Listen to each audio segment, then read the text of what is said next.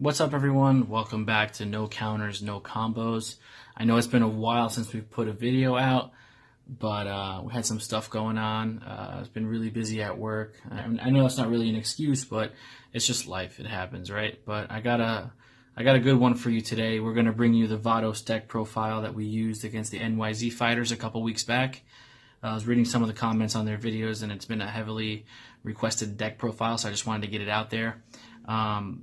This is a pretty good deck. I mean, do I think it's competitive? I mean, it's probably a few cards away from being competitive because I just don't have them. But I think it's a fun deck. I mean, I used it at a locals. I wasn't able to top, but I did have a decent record. I was 3-1 after Swiss, but I was just on the bubble, so I didn't make it in the top cut. But 3-1 with this deck's not too bad. I mean, I didn't play anything crazy, but my one loss was to a Mecha Frieza, obviously.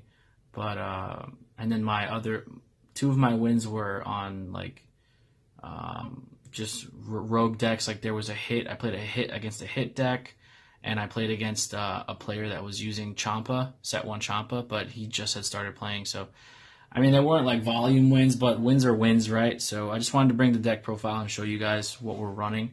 And by all means, you know, Vados is a really good leader. So if you're interested in using the deck, by all means, I'm sure you guys have better opportunities to find builds that make her work. So without further ado, let's get right into it.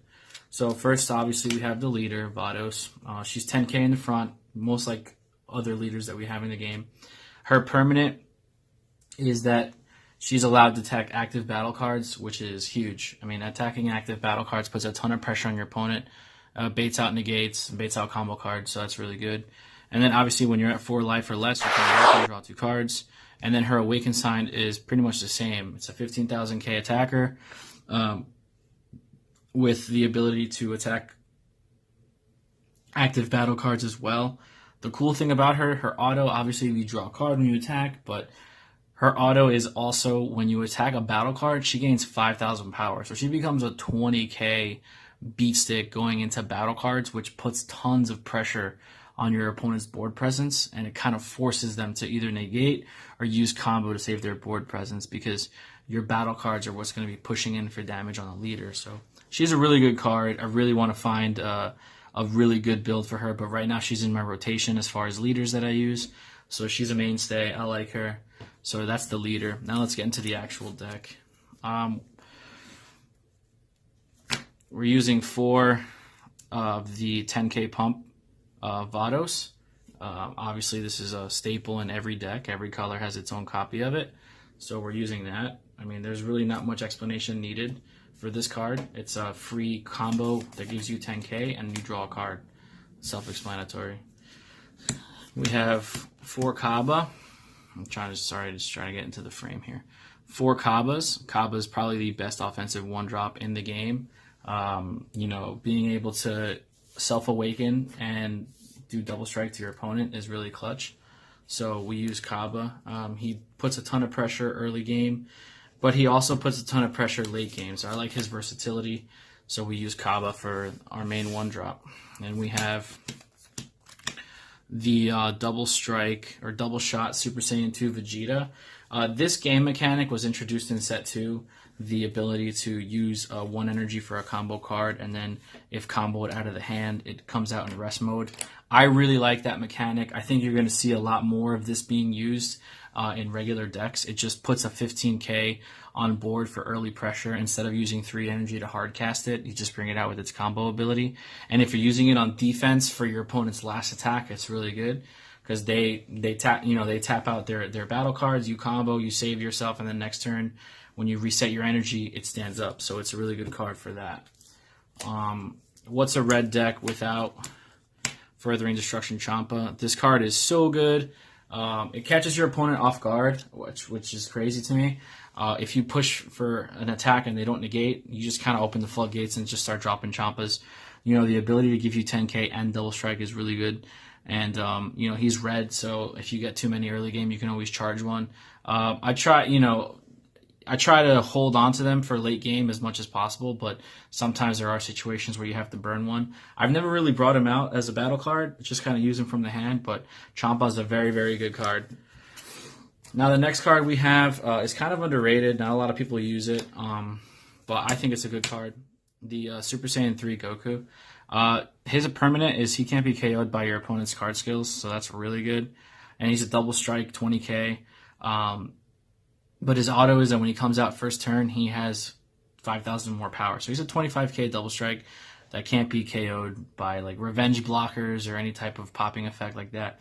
He's really good. I mean, he's three red energy, so you have to make sure that you have the 3 red energy.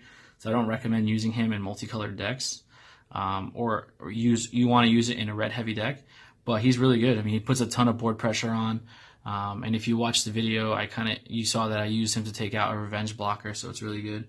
But yeah, he's also good, and he can also be brought out for free with another card that we'll talk about later. Then the next card I have is the Ghost Attack Super Saiyan 3 Gotenks. He's just a good card overall.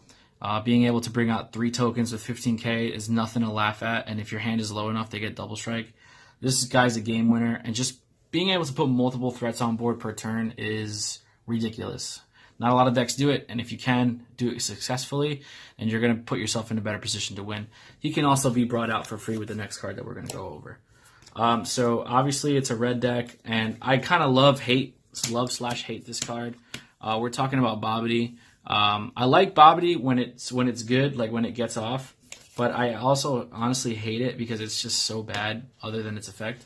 If this card gets bloodlusted, you're screwed because you just tapped out 6 energy for it. So yeah, there's that. But you know, the effect is really good. Being able to cycle through the top 7 cards of your deck and bringing out 2 attackers with, I believe it's 2,500 or less attack. Yeah, is really good. So you get the Goku and the Gotenks for free if you use it off of his effect properly. I mean, you can bring out Akaba and just use his effect and swing for double strike. So there's a lot of cards you can bring out in this deck. But obviously your main targets are going to be the Gotenks and the Super Saiyan 3 Goku. Especially when you have a low hand, you want to get the Gotenks to bring out the tokens.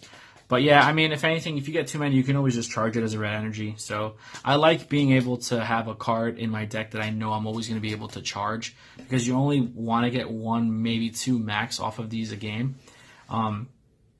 So yeah, it's okay to have a sustainable red energy card to use for your charging. Then we're going to get some extra cards here. We use Kaba's Awakening. This card is so good. 6,000 power pump tier red card with a 0 cost, so you really charge it, use it for free. It's so good. It makes the math weird. So, you can use it to get over a 5k pump and just, survive. And then if you use it on offense, your opponent has to combo twice just to get over it. So I like it. It's a really good card. I try to incorporate it as much as I can, but there are better cards than Kaba's Awakening, but just for this deck, it's basically Vados is from Universe 6, so you want to try to use as many Universe 6 cards as possible, but it's a good card nonetheless. It could be utilized in other decks as well. Then we have the only negate in the deck, the Vados Assistance. It's not as good as Whis Coercion. I mean, it's pretty good because it stands your battle card, but, Whis Coercion is essentially free. If you use it, get to restand the energy. This is a good card. I really don't use it too much in this deck. This is like a semi-aggro deck, so I try not to use it too much. But when you do use it, if you use it properly, it can save you. So you kind of need to have it. There's no other card that I would take out for it anyway, so I just run it, as a defense card, obviously. But yeah, Whis Coercion is definitely better. Now we're gonna get into what I believe is the heart and soul of this deck, Mighty Mask. Okay, so this is, I guess you can call it a multicolored deck. It's blue-red, but not really. I'll get into that. But Mighty Mask, I think, is the best color manipulation card in the game, especially when you're running multiple Gotens and Trunks. You can just search what you need to charge, or you can search what you need to play. Mighty Mask has so much versatility. It's a 5k combo card. It's only 1 energy to play. 1 red energy to play, 2 in total. It's just a good card. Now, as far as his search targets, I'll show you the search targets. Oh, let me get him back in here. We got the 2 red Trunks and the 2 red Goten. Okay, that's just basically standard for red energy. So you can all have your easy charge. They're 5K combo cards, so they're good to use. And if you really want to use this effect to get a Go Tanks, you can. I mean, I don't really do that often, but you can.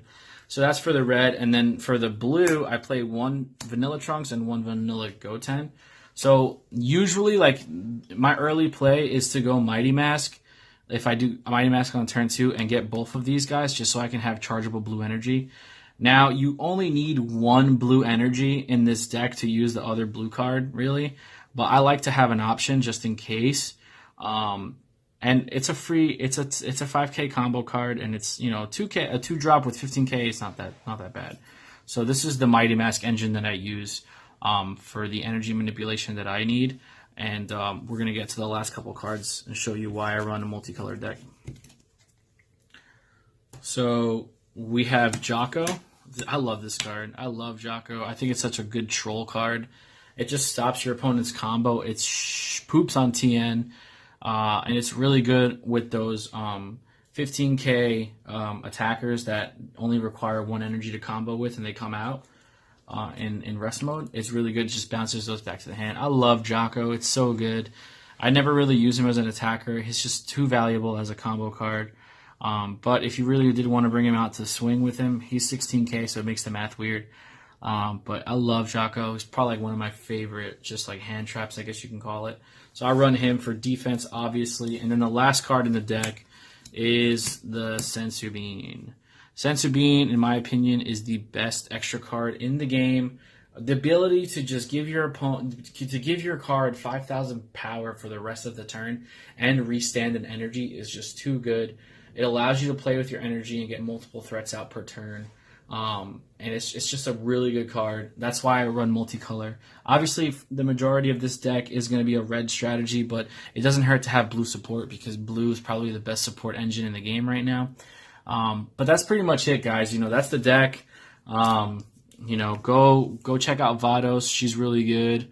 Thank you for the support, guys. Thanks for all the views, all the subscriptions, all the comments. I'm really happy with what we're doing right now. But I definitely want to grow, and I want to be able to put more content out there for you guys. So if you liked the video, give me a thumbs up, hit the subscribe button, click the bell for notifications on when my next video gets posted. And let's open this up for discussion. Leave your comments down below. Let me know what you guys would like to see. I try to be a man of the people as much as I possibly can.